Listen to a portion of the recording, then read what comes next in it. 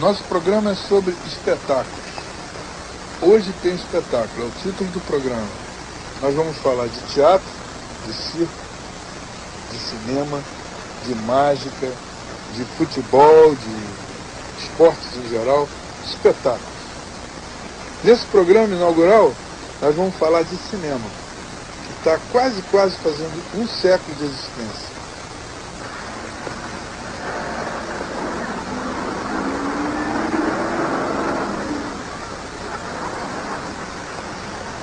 A senhora com o cachorrinho, mais depressa, por favor. Mais ação no metrô. Vamos ver o carro agora. Alfonso, você está pronto, Alfonso? Então saia do metrô.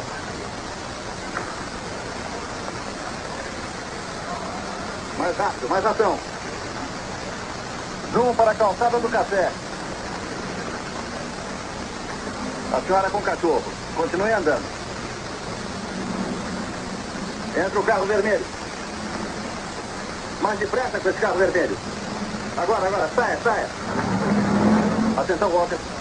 Vá passando pelo restaurante. Mais perto.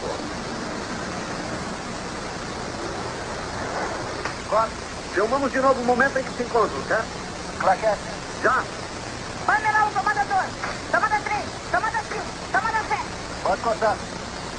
E aí, Conceição, agora você gostou dessa? Foi ótimo. Vamos rodar. Vamos ver, todo mundo volte à posição inicial, por favor. Suas posições, todo mundo. Vai, Menal, tomada 8. Ação.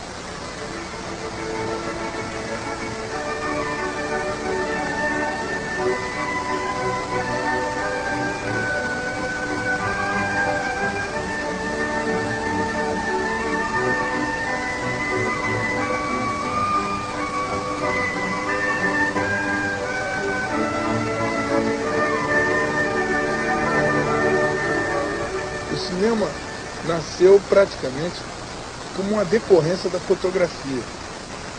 Primeiro inventaram a máquina fotográfica, depois inventaram uma máquina que multiplicasse aquelas fotografias e mantivesse essas fotografias em constante movimento.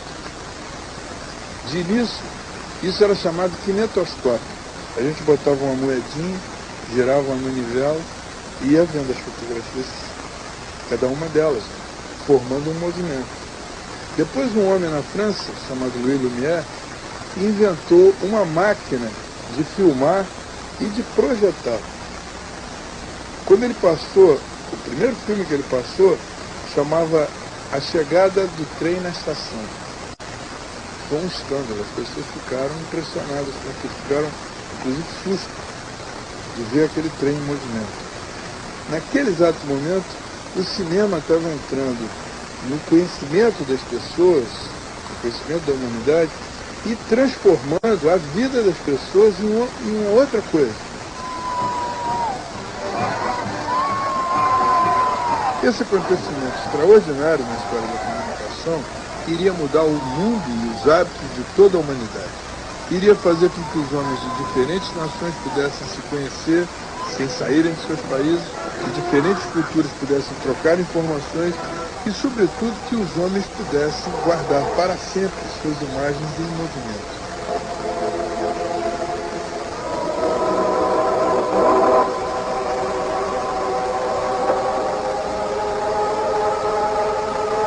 Nos primeiros anos, as câmeras apenas registravam cenas do cotidiano. O banho de um bebê, ou os movimentos de uma dançarina, e assim por diante. Até que alguém teve a ideia de contar uma história, com começo, meio e fim, tal como conhecemos nos livros. O cinema, então, apropriou-se da literatura e das formas de narrar, e mostrou que suas possibilidades eram infinitas. O primeiro filme se chamou O Roubo do Grande Trem, realizado pelo americano Porter, Edwin S. Porter. Isso em 1903.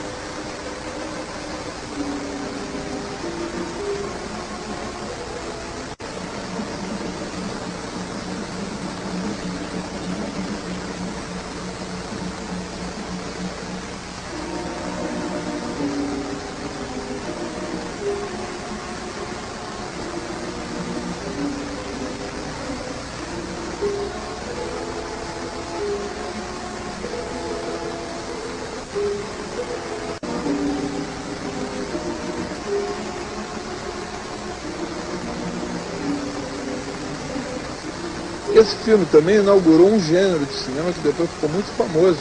Até hoje a gente vê filmes, ou lembra de filmes, feitos nesse mesmo cenário. Era o oeste americano, que nós aqui chamamos de o faroeste, do oeste longínquo.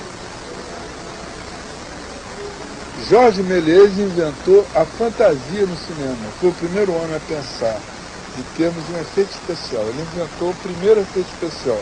Mandou um foguete da Terra até a Lua.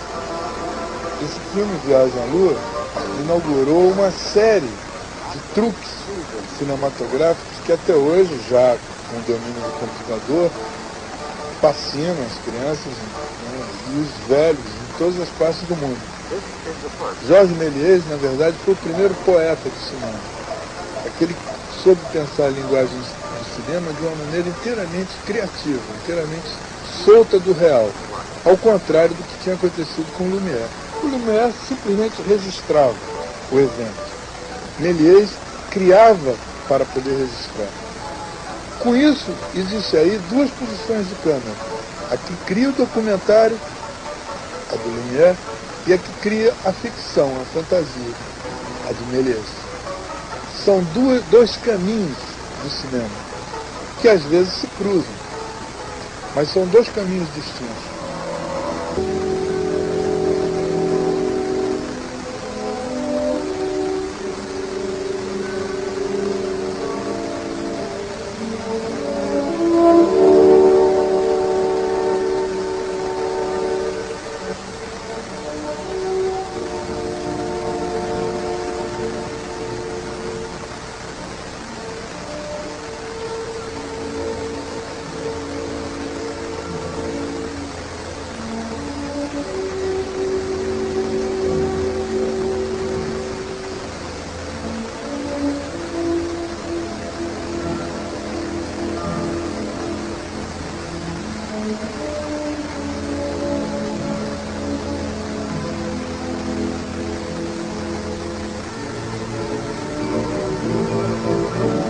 Eram filmes caríssimos, feitos com recursos que hoje em dia a gente até se espanta que já existissem na época. Mas eram filmes feitos com um empenho de produção que às vezes nos surpreende como as coisas poderiam resultar de tão alta qualidade. Por exemplo, não havia refletores. Os filmes eram rodados em estúdios de céu aberto. E através de uma filtragem com quilós, véus, etc., sedas, se conseguia controlar então os níveis de luz. Você podia fazer noite, tingindo os filmes. Não havia filme colorido. E os filmes eram silenciosos. Uma orquestra acompanhava a projeção desses filmes durante a mostragem para o público, de todo mundo. E às vezes até durante a própria realização do filme, um pianista ficava ao lado do diretor, criando uma atmosfera emotiva para os atores.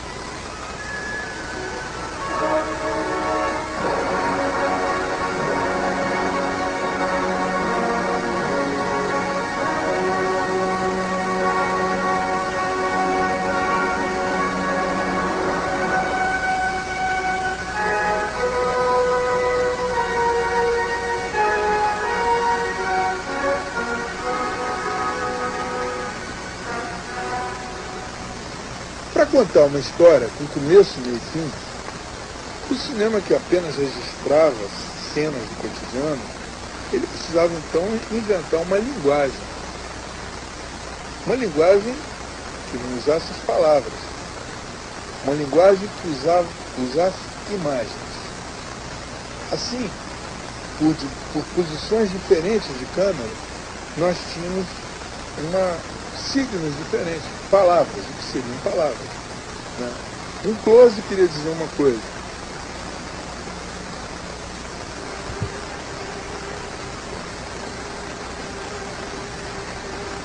O close seria a posição de câmera mais perto de um objeto, de uma pessoa.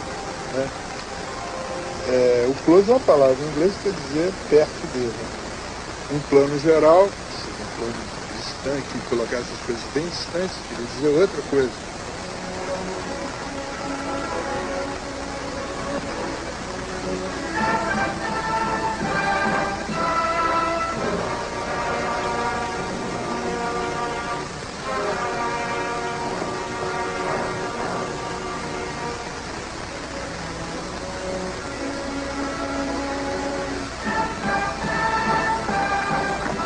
Uma câmera que acompanhasse o movimento, queria dizer uma outra coisa.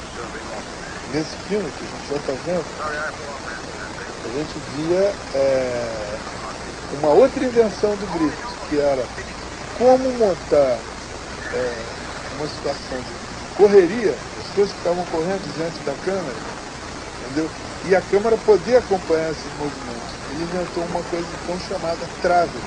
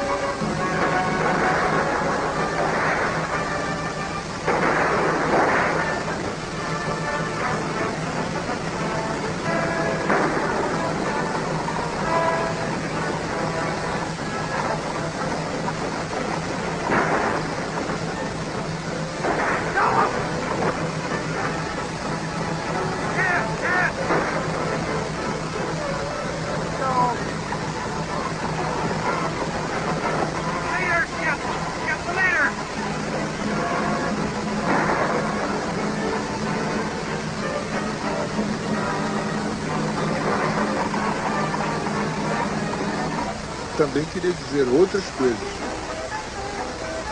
O cinema nasceu silencioso, não havia diálogos, porque o som era registrado e tudo acontecia numa forma de representação próxima da mímica, da pantomima.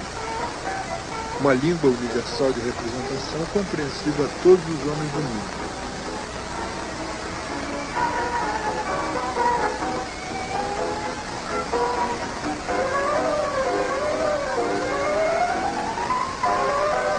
O casamento da poesia e o cinema não tardou em apresentar dois poetas de primeira grandeza.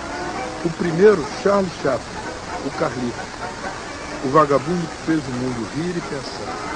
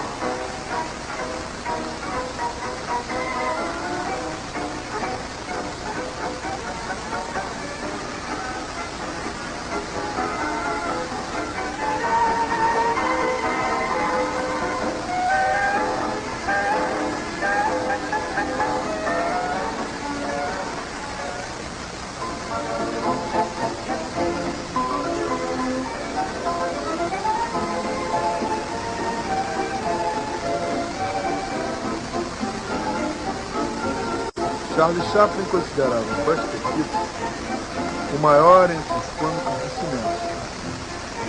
Buster Keaton inventou caminhos novos para a comédia cinematográfica.